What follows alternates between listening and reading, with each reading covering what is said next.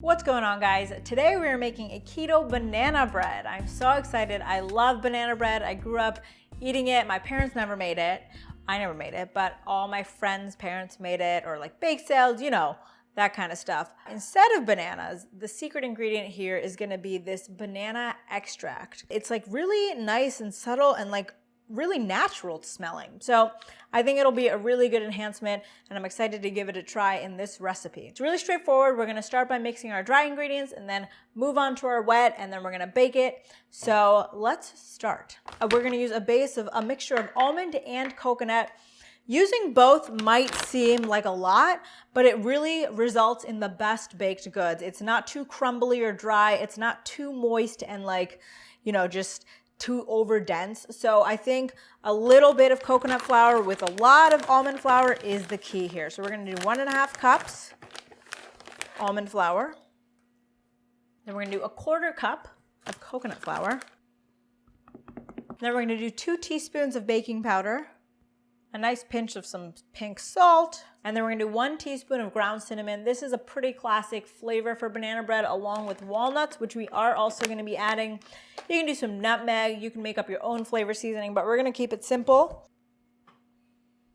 So now I'm just gonna whisk this together, make sure it's nice and blended, and then we're gonna set it aside. 1 cup of butter and 1/4 cup of cream cheese. So ideally they would be room temperature, but typical us, we pulled them out and they're still just rock solid. So what I'm gonna do is I'm gonna slice it up, add it to a microwave safe bowl, and then we're gonna microwave it on like power level 3, so it doesn't melt it, but it softens it up. So I'm gonna microwave the butter first because this tends to heat through a lot slower than the cream cheese. If you have experience microwaving cream cheese, you'll know it explodes instantly. So let's get this going in the microwave and then we'll add in our cream cheese. Okay, so you can see that our butter is not entirely melted, but it is nice and soft.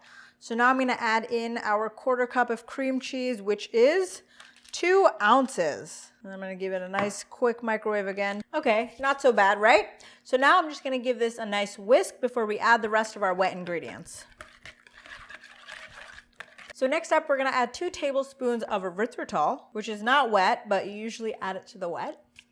And then we're gonna do about 30 drops, just a little over 1/4 teaspoon of liquid stevia. And this is the concentrate.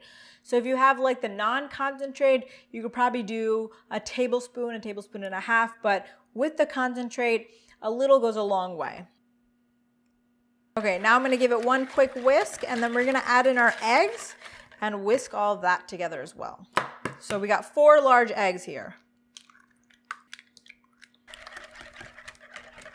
And remember, it doesn't have to be perfect. We're gonna be adding in our dry ingredients, and then once it gets into the oven, it's all gonna melt together and distribute really evenly. So now we're gonna add 1/4 cup of milk. You can use whatever milk you have on hand. We're gonna use some almond milk here, cashew milk, macadamia nut milk, even whole milk if you want, if you're feeding your little youngins. That looks good to me. And then the star of the show is the banana extract. We're gonna do 1 whole tablespoon, and at the end, I will tell you if it's just the right amount or you could go up. I think that'll be just enough. The extract is pretty strong. And if you come in close, this mixture kind of looks curdled, right? Gross, but that's okay. That's what you're looking for. That's what it's gonna look like with all of these ingredients together.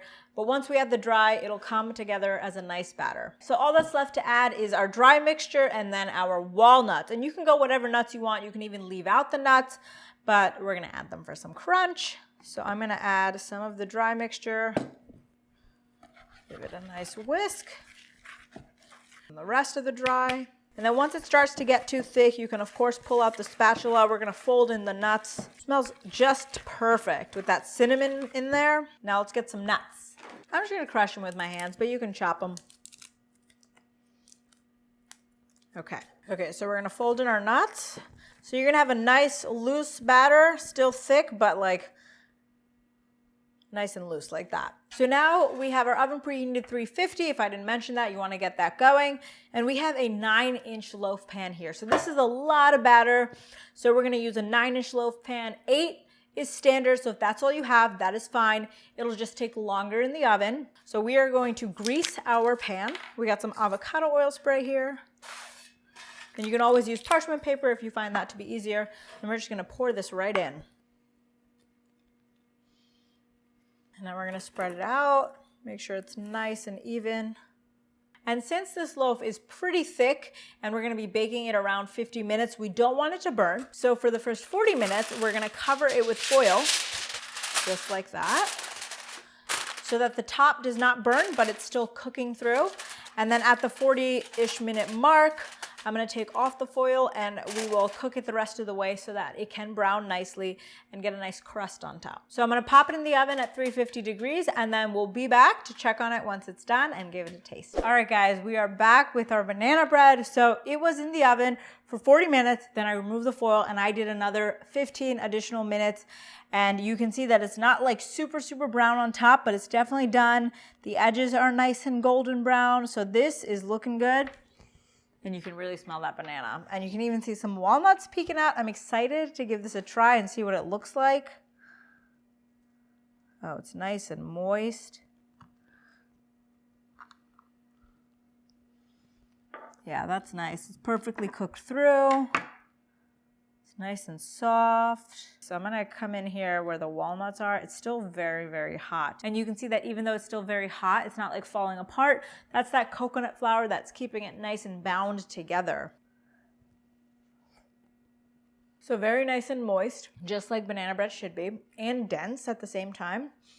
The banana flavor comes on first, and then it kind of like sets in and you get some cinnamon and some of that walnut.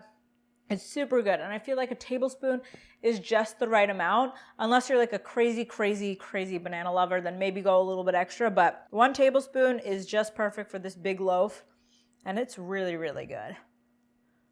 It's definitely a winner, and you could even leave out that banana extract if you don't want any banana flavor at all.